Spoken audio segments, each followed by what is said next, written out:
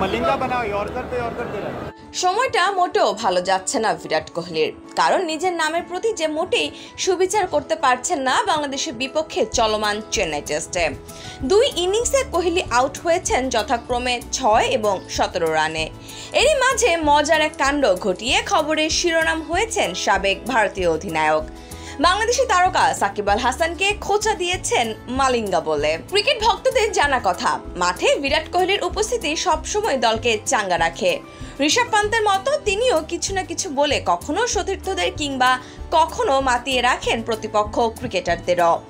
অবশ্য ব্যাটিং এর সময় তাকে খুব বেশি কথা বলতে দেখা যায় না, হয়তো মনোযোগ হারাতে চান না ওই সময়। তবে বাংলাদেশের বিপক্ষে ম্যাচ চলাকালে কৌতুক করলেন সাকিবের সঙ্গে। ভারতের হয়ে দ্বিতীয় ইনিংসে ব্যাট করতে নেমে কোহলি সাকিবের বলের মুখোমুখি হন, যেখানে 15তম ওভারের শেষ 2 বলে এই ব্যাটারকে সাকিবের বিরুদ্ধে বেশ স্ট্রাগল করতে দেখা যায়। শেষ 2টি ডেলিভারি ইয়র্কার লেন্থে করেন সাকিব, বিপরীতে শট খেলার জন্য কিছুটা রুম তৈরি করেও ব্যর্থ হন কোহলি। স্ট্রেট ব্যাটে খেলতে না চাইলেও বল দুটি যায় সাকিবের বরাবর। এরপর দ্বিতীয় ডেলিভারিতেও কার্যত একই, সেটিও সাকিবের হাতেই যায়। পরে 15তম ওভার শেষে সেই 2টি ইয়র্কার নিয়ে মজা করেন কোহলি। তখন তিনি নন স্ট্রাইকারে আর সাকিব ক্লোজ ইনে ফিল্ডিং করছিলেন। হঠাৎই সাকিবের উদ্দেশ্যে মজার ছলে কোহলি বলেন, কি মালিঙ্গা হয়ে গেলে নাকি, একের পর এক ইয়র্কার দিচ্ছিলে? সাকিব প্রথমে বুঝতে পারেনি, বোঝার পরই হাসতে থাকেন। পরে অবশ্য বেশিক্ষণ ক্রিজে টিকতে পারেননি এই ভারতীয় ক্রিকেটার। মেহেদী হাসান মিরাজের বলে এলপিডব্লিউ হয়ে আউট হন 17 রান করে, তবে সেটি আদতে আউট ছিল না।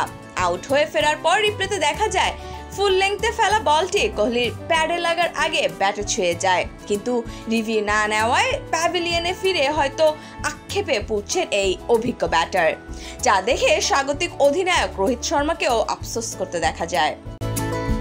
প্রসঙ্গত টেস্ট ক্রিকেটের সাময়িক বিরতির পর প্রত্যাবর্তনটা খুব একটা ভালো হয়নি কোহলির। বছরের শুরুতে দক্ষিণ আফ্রিকার বিপক্ষে টেস্ট খেলেছিলেন, এরপর আর লাল বলে খেলেননি।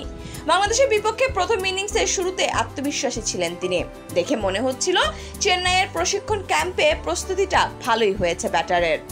নেটে তিনি বিধ্বংসী ব্যাটিং করেছিলেন, ম্যাচেও তেমনই চেষ্টা করেন, যদিও কভার ড্রাইভের লোভে প্রথম ইনিংসে উইকেট হারাতে হয় তাকে। দ্বিতীয় ইনিংসেও ভালো ব্যাটিং করছিলেন, কিন্তু ইনিংস দীর্ঘস্থায়ী হলো না। দলীয় মাত্র 28 রানে স্বাগতিকরা রোহিত ও আগের ইনিংসে 50 করা যশস্বী জয়সওয়ালকে হারায়।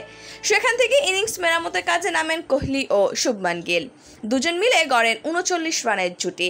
এরপরে মিরাজের অফ স্পিনে হোঁচট খান বিরাট কোহলি।